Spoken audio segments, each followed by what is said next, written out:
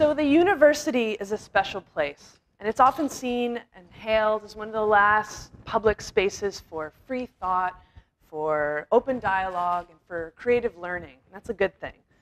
But in an age of competing expectations and digital distractions, teaching more often feels like walking the beat. So put your cell phone away. Please stop texting. Try composing an essay that's more than 140 characters.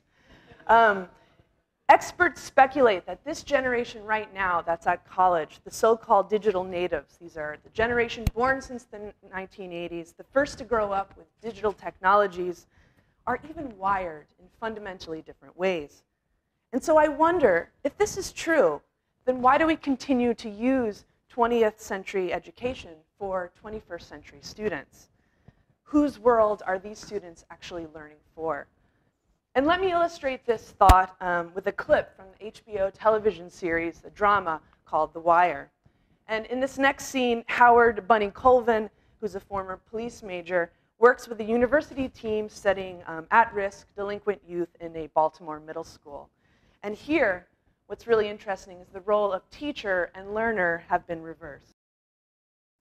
What's the point? You're not even going to suspend us, right? Right. What's the point? So we're here, like it or not. If it makes you all feel any better, the word around school is you're down here because you beat the system. You had no interest in being in a classroom, and you made the classroom impossible for everybody else, and now you're out. You won. Yeah. You feel like winners? Always. Yeah, that's how we do. Who's we? Us. No, who are you? Players. Kingpins? Nah, that comes later. Right now, we're just corner boys. So how long until you're kingpins? I'm thinking 2-3 years. 2-3 years. Let me ask, and I want everybody to write this down. Where do you see yourself in 10 years? Come on, pencil and paper. This isn't schoolwork. This is about y'all. She's young, but she's good. Yeah, doctoral candidate from the psych department at College Park. Thesis work is on social alienation among adolescents. All right, show of hands. How many wrote MBA? Yeah, but only for the Lakers, though. I want to be a pediatric neurosurgeon like that one. What's his name? Ben Carson. Yeah, that dude. He's a black surgeon at Hopkins with low You want profile. to be a surgeon, you need to go to medical school. Whatever. How many wrote down dead? You saw that coming, huh? Shame y'all have so little time and you're wasting it here with us. You know where you're going, and we can't teach you anything you don't know about that, right? That's what we've been saying. Naaman, put away the magazine. I ain't reading no magazine. Naaman. What? It ain't even mine. It was laying here when I came in. Y'all little pisses. You know, we're giving them a fine education. It ain't even mine. It was just laying here when I came in. You know, this right here, the whole damn school. You know, the way they carry themselves. It's training for the street. Building's the system. We the cops. Yeah, you are for sure. I mean, y'all come in here every day and practice getting over. Try running all different kind of games. You know, it's practice for the corner, right? Ain't no real cops, ain't no real danger. But y'all are getting something out of this. Bet you didn't even know that. Still rather be out there. Can I... Corner boys, huh? Hey, let me ask y'all something. You know, you help us hone in on this, and maybe we do a little better job with you in here. What makes a good corner boy? Keep your eyes open. Keep the count straight. Don't trust nobody. Nah, you gotta have a road boy watching this. You don't got no respect for me. You got no respect, you ain't got no money. You ain't got no money. If you stupid in the hood, you get killed. You ain't got no That's the power. You only ain't got way. enough. Laughter, street talk, a scene so gripping it almost breaks your heart. The quote, "You already know where you're going, and we can't teach you anything you don't know about that." What if this was the starting point for teaching the digital natives? For the next few minutes, I draw on my experience teaching an urban geography class in which we use The Wire as our central text to understand how capital and socio-spatial difference actually shape the city. Set and shot on location in Baltimore, The Wire premiered in 2002 and ran to 2008 for a total of 60 episodes. and many critics praise the show for its nuanced portrayal of urban life.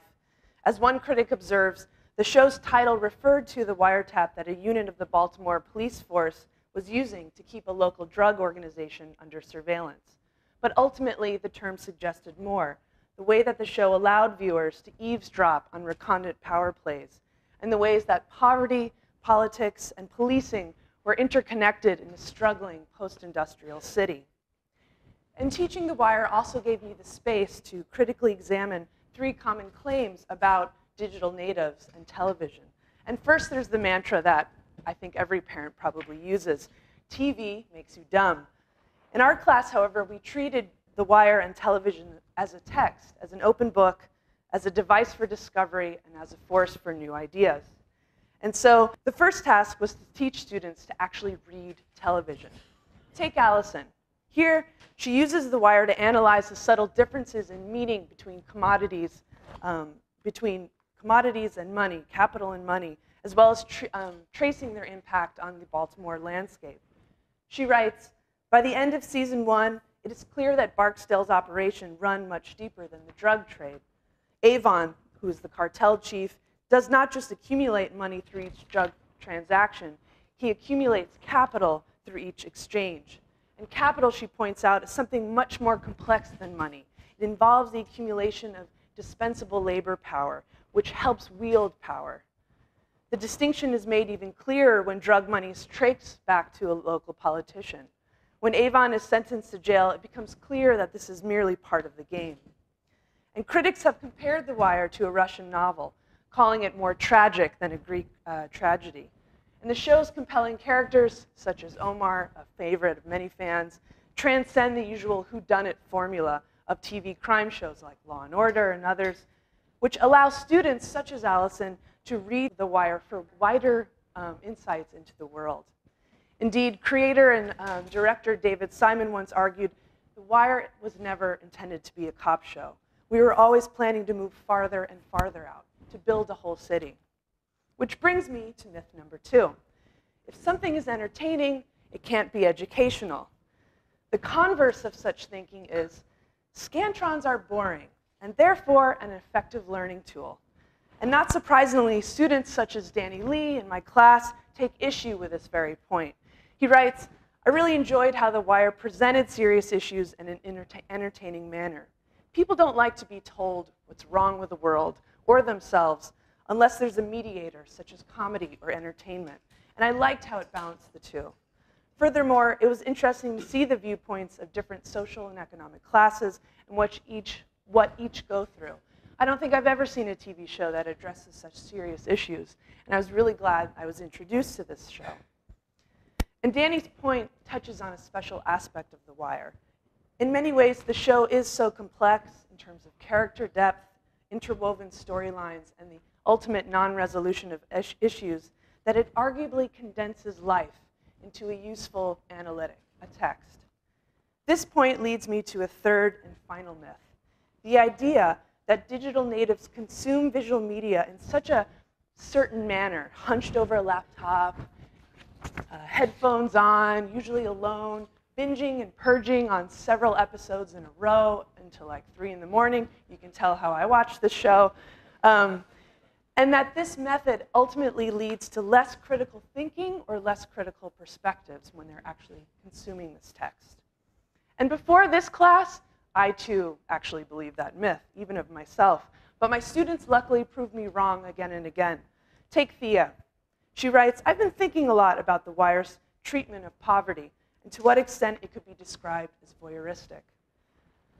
Particularly in season 1, many shots of the pit, which is a low-income housing project, are taken from car windows, from rooftops, from the perspective of actually being outside of action.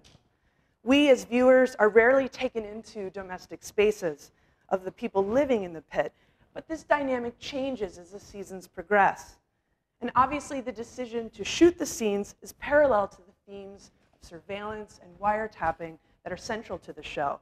But that doesn't mean necessarily that it isn't voyeuristic either. What do you all think? A student who has watched The Wire is not fully prepared, of course. We're not so naive to think that they could navigate a brick and mortar city like Baltimore. The Wire is not news, it's not photography, it's not documentary film, and its portrayal of Baltimore is both partial and limited.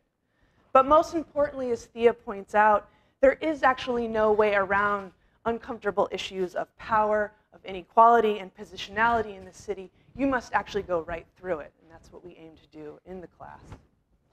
And so I'll close with a few thoughts. Over the past 25 years, standardized tests have reverse engineered the US public education system.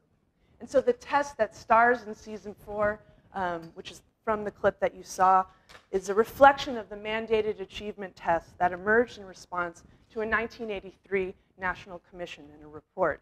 And this report warned that if the country were to remain economically competitive at the international level, the skills of the nation's workforce would have to dramatically improve. And so by 2001, the standardized achievement test became the cornerstone of President Bush's No Child Left Behind policy. And nearly all US states have reset content and performance standards through systems of school and teacher accountability for test scores. And throughout season 4, we see and we witness how strong the force field of the test is. It pulls in all the characters. Principals, teachers, students, even the textbooks themselves are oriented around this force. And there's a paradox here. We caught a glimpse of it in the clip that I played. In contrast to raising learning outcomes, the test instead tends to measure how well students are trained to take it. Bunny calls the standardized test bullshit.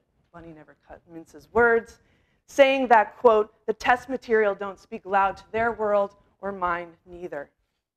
As a tool, the standardized test configures learning as an abstract, disembodied activity, in contrast to a situated moment in the lived experiences and lives of students.